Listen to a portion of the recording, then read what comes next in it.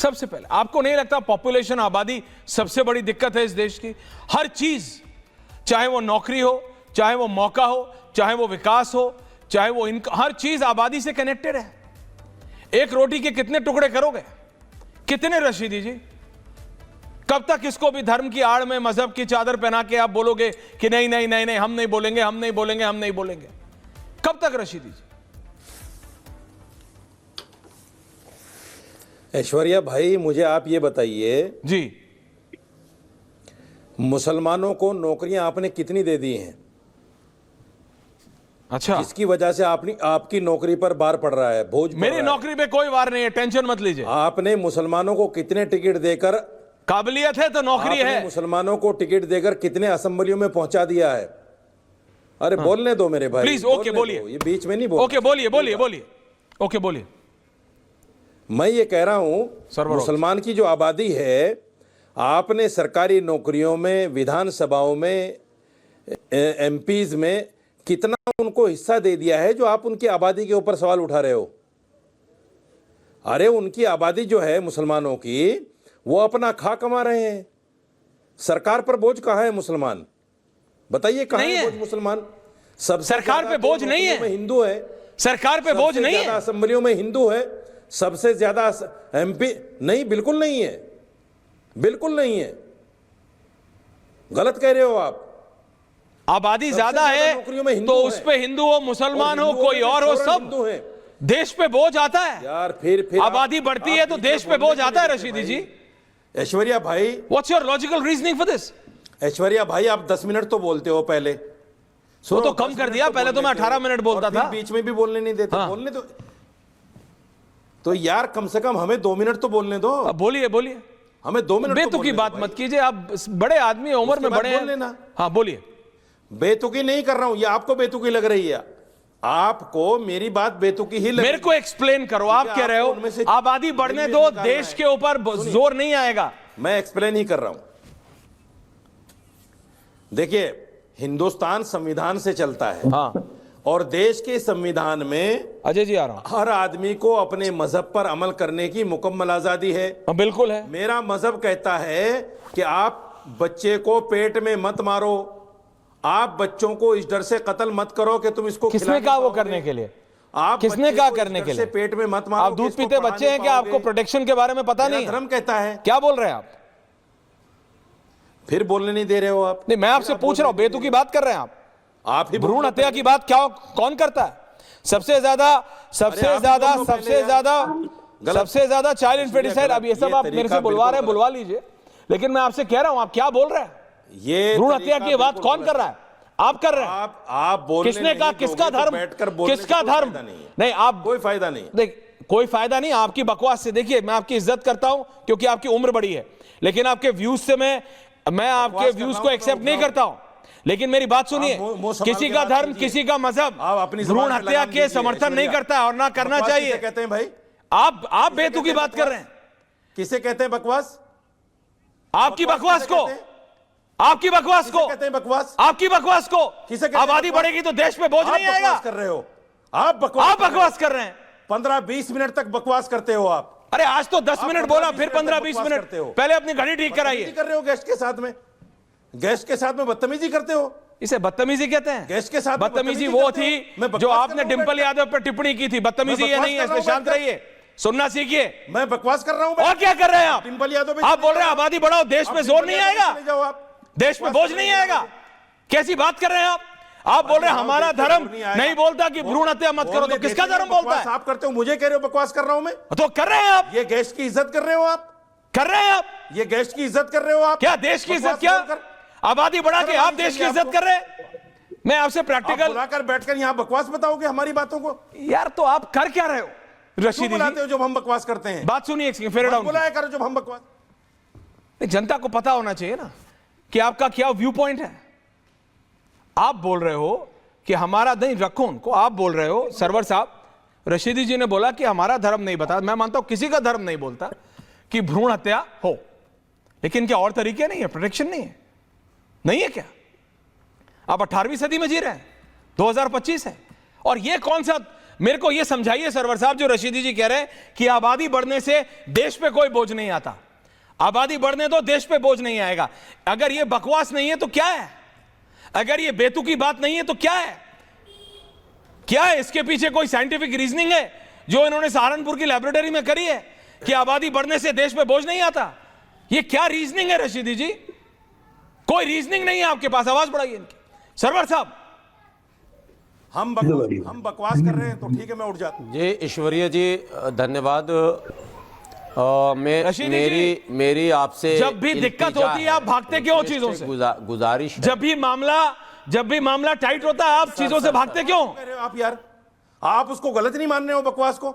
आपको कहना चाहिए मुंह से निकल गया, क्यों मुंह से निकल गया? मुंह से आपके निकला, बनाने की कोशिश कर रहे हो। अरे मुंह से आपके निकला। आप कह रहे हो आबादी बढ़ेगी, बोझ नहीं आएगा। बकवास कर रहे हैं बैठ कौन यही तो आपकी दिक्कत है। बताओ ना, कौन सी सहारनपुर की लाइब्रेरी में बैठ के साइंस बनाया आपने? कौन सी थीसिस करी है? भाई साहब, मैं बकवास नहीं कर रहा हूं, मैं दावे के साथ कह रहा हूं। भाई साहब, अपना दावा अपने पास रखो। जरा सरवर साहब से बात करने दो। सरवर साहब, आप अपना दावा अपने पास रखो। आऊंगा आपके दावे की कितने पानी में आपका दावा पता करने। सरवर साहब, आबादी से देश पे बोझ नहीं आता। अजय आलोक जी आ रहा हूं उसके बाद। मैं सिर्फ समझना चाह रहा हूं सरवर साहब कि सारे के सारे मौलानाओं का, सारे के सारे इस्लामिक स्कॉलर्स का ये व्यू पॉइंट है कि ये डिवाइडेड है, अलग है। ईश्वरिया जी, जब देश के मुद्दों पर हम डिबेट करते हैं तो थोड़ा सा संजीदा होना, संवेदनशील होना ज़रूरी है। और ये मुद्दा हिंदू मुसलमान, सिख ईसाई, जैन पारसी, आस्तिक नास्तिक का नहीं है। ये मुद्दा भारत का है, भारत के भविष्य का है। नो डाउट एक रोड मैप सरकार को बनाना चाहिए कि हम भारत का भविष्य, आबादी बढ़ने से देश पे बोझ आता है कि नहीं? सरवर साहब, क्या हो गया आपको? क्लियर बात क्यों नहीं करते? सीधी वहां भी आ रहा हूं। आबादी नहीं, वहीं आइए, मुद्दा वही है। क्लियर नौकरी वहीं आती है, विकास वहीं आता है, महंगाई वहीं आती है, सरकारी स्कीम वहीं आती है, बिल्कुल हर चीज वहीं आती है, हर चीज वहीं से उठती है, वहीं से खड़ी होती है। और रशीदी जी को समझाइए कि आबादी से देश पे बोझ बढ़ता है कि नहीं बढ़ता। अपना रशीदी जी का रशीदी जी का अपना सेंस, वो शब्दों के हेरा फेरी का मामला है। उनका जो तर्क है वो दूसरा तर्क है। मैं इतनी बात ओपन कह दूं कि आबादी बढ़ने से बिल्कुल बोझ बढ़ता है, परिवार पर बोझ बढ़ता है, और जब परिवार पर बोझ बढ़ता है तो देश पर भी बोझ बढ़ता है। तो ये एक लाइन का जवाब लेकिन है नहीं, एक ऑथेंटिक डेटा भी होना चाहिए। अगर कभी भी इस तरह के डिबेट में आप एक बात ईमानदारी से बताइए, भारत में कोई भी मुस्लिम नेता ने मंचों से या कैमरे पर कभी ये कहा हो कि मुसलमान 4 बच्चे पैदा करें या 10 बच्चे पैदा करें या 20 करें? आखिर क्या कारण है कि जो समस्या देश की है उसको हिंदू मुसलमान कर दिया जा रहा? और 100 नेता, अभी आप संजय राउत का, संजय निरुपम का बयान सुना रहे थे। संजय निरुपम से जरा पूछिए कि ये शिवसेना में थे तब हिंदू थे, कांग्रेस में थे तब हिंदू थे, या भाजपा में आए तब हिंदू? ये तो खुद कंफ्यूज है अभी।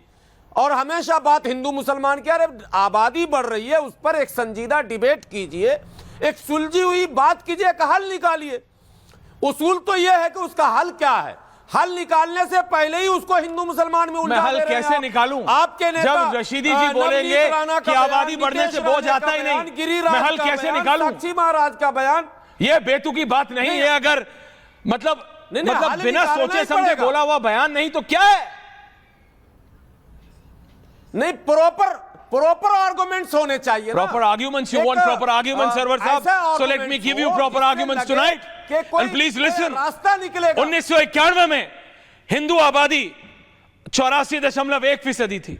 2025 में आबादी घट के 79.4% हो गई है। मुस्लिम पॉपुलेशन, अजय आलोक जी, 1991 में 9.8% थी। अब सुनिए आप, ये प्रॉपर डॉक्यूमेंट्स है, ये है, ये फैक्ट्स है, ये बकवास नहीं है। ये फैक्ट्स है रशीदी जी, ये बकवास नहीं है। नहीं, आबादी बढ़ने से बोझ नहीं बढ़ता, ये बेतुकी बात है रशीदी जी। डेटा नहीं चलना चाहिए। 2025 में मुस्लिम आबादी 15.2% हो गई है।